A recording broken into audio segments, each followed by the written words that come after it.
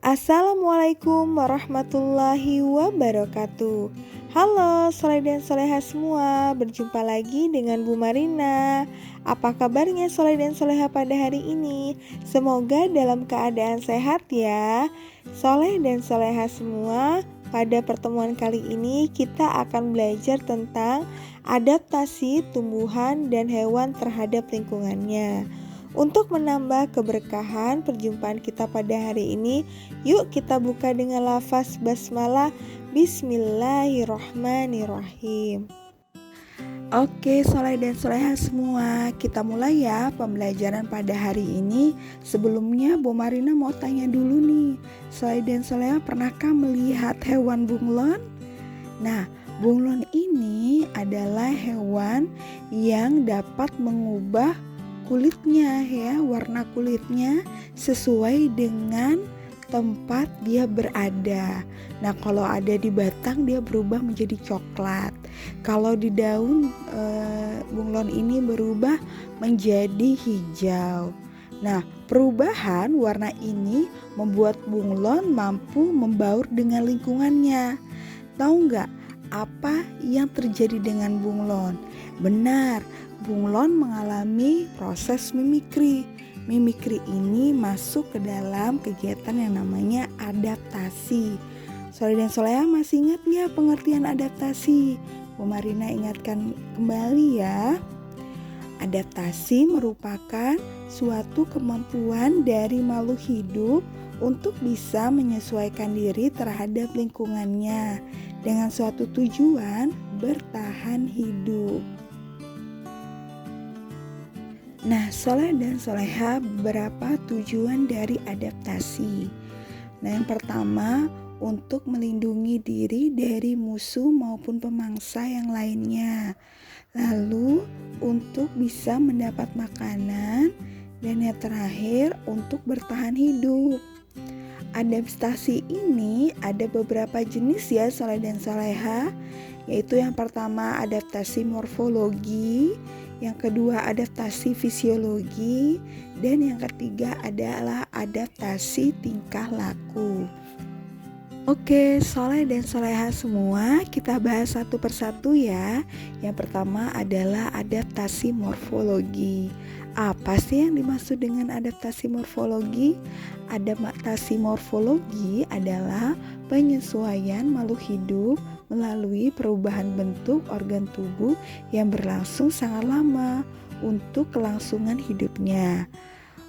Adaptasi ini sangat mudah dikenali ya soleh dan soleha, dan mudah diamati karena tampak dari luar. Adaptasi morfologi pada tumbuhan bisa soleh dan soleha lihat pada jenis-jenis tumbuhan sesuai dengan daerah atau habitat tempat hidupnya, seperti hidrofit. Nah, jenis tumbuhan hidrofit adalah jenis tumbuhan yang sebagian hidupnya organ tubuhnya ada di permukaan air ya soleh dan soleha. Contohnya pada tumbuhan kangkung, eceng gondok. Lalu yang kedua ada namanya higrofit. Higrofit adalah tumbuhan yang hidup di daerah yang lembab. Contohnya adalah tumbuhan paku-pakuan dan lumut. Yang ketiga adalah xerofit. Xerofit adalah tumbuhan yang hidup di daerah yang kering. Nah, seperti kaktus. Jadi kalau misalkan jenis tumbuhan ini bentuk daunnya lebih mirip duri atau sisik dan memiliki kulit luar daun tebal, mempunyai lapisan lilin yang tebal, dan mempunyai sedikit stomata untuk mengurangi penguapan. Adaptasi morfologi pada hewan bisa soleh dan soleha lihat dari burung ya soleh dan soleha. Perhatikan paruh burung berikut ini. Di sini ada paruh burung itik, paruh burung pelikan, paruh burung kolibri, dan paruh burung nuri. Adakah perbedaan dari keempat paruh burung ini? Benar sekali ya soleh dan soleha, ada perbedaannya. Lihat paruh itik. Bentuk paruh itik disesuaikan dengan jenis makanannya. Nah, bentuknya seperti sisir yang berguna untuk menyaring makanan dalam air lumpur karena makanannya adalah ikan. Yang kedua, coba perhatikan paruh burung apa nih? Benar, paruh burung pelikan ya, Soleh dan Soleha. Paruh burung pelikan ini pangkal paruhnya berbentuk seperti sisir juga, sama seperti bebek atau itik ya, Soleh dan Soleha. Karena fungsi dari paruh burung pelikan ini untuk menyaring makanan berupa alga, udang, atau ikan yang kecil. Nah, berikutnya adalah paruh burung kolibri. Nah, paruhnya berbentuk kecil runcing, beda sekali dengan paruh burung pelikan dan itik tadi. Panjang, jadi runcing panjang yang disesuaikan untuk menghisap madu. Nah, yang terakhir adalah paruh burung nuri. Kalian bisa melihat perbedaannya. Paruh burung nuri ini bentuknya pendek dan kuat sesuai dengan makanannya yang berupa biji. Adaptasi yang kedua adalah adaptasi fisiologi. Adaptasi fisiologi adalah penyesuaian diri makhluk hidup melalui fungsi kerja organ-organ tubuh supaya bisa bertahan hidup. Adaptasi ini berlangsung di dalam tubuh sehingga sulit untuk diamati. Berikut adalah contoh adaptasi fisiologi pada tumbuhan dan hewan ya, Soleh dan Soleha. Adaptasi fisiologis pada tumbuhan. Nah, di sini contohnya pada tanaman kaktus ya, Soleh dan Soleha. Di tanaman kaktus ada namanya mekanisme CHAM, yaitu kemampuan menyimpan karbon dioksida pada malam hari dan menggunakannya hanya pada siang hari untuk fotosintesis. Nah, selain itu, tumbuhan kaktus ini mampu tumbuh di daerah panas dan kering, seperti padang pasir. Kaktus mempunyai batang yang berfungsi sebagai penyimpan air ketika hujan turun dan menyerap air sebanyak-banyaknya. Nah, dengan hewan seperti apa adaptasi fisiologis pada hewan? Contohnya adalah pada hewan herbivora ya. Ayo, masih ingat dong apa itu herbivora? Benar, herbivora adalah hewan yang memakan tumbuhan. Nah, kenapa? Herbivora ini kan pemakan tumbuhan ya, Soleh dan Soleha, sehingga mempunyai enzim khusus yaitu selulose yang berguna untuk mencerna makanan yang berupa tumbuhan.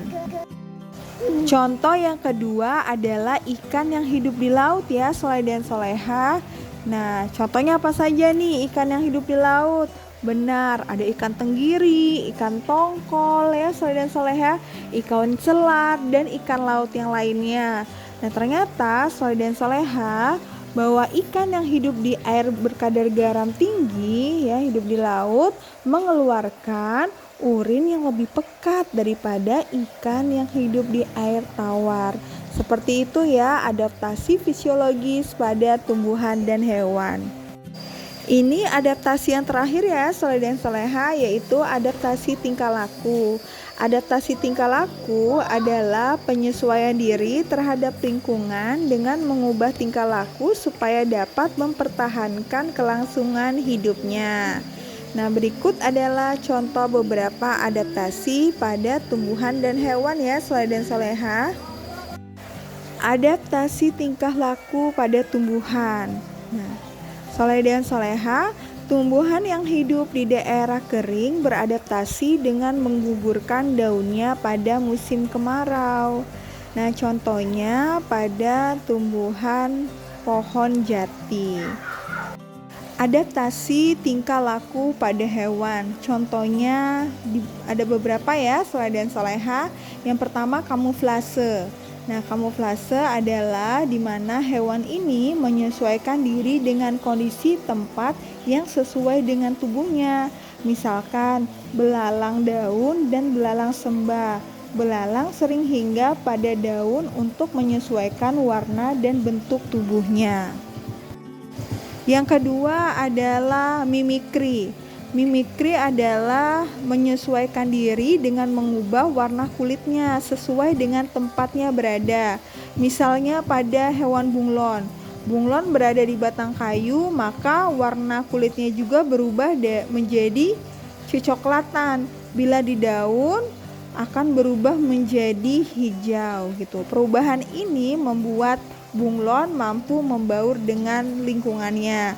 Nah, mimikri ini pun dialami oleh hewan laut ya soleh dan soleha, contohnya pada cumi-cumi dan gurita. Yang ketiga adalah autotomi, melepas bagian tubuh.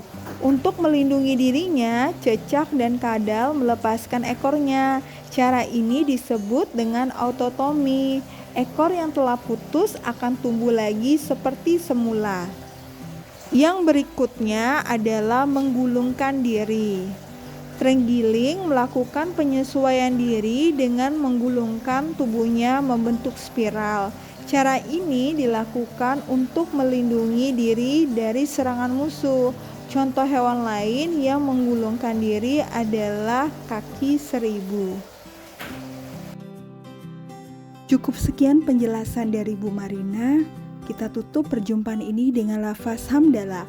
Alhamdulillahirabbil alamin. Selamat berlatih dan belajar, selalu jaga kesehatan ya.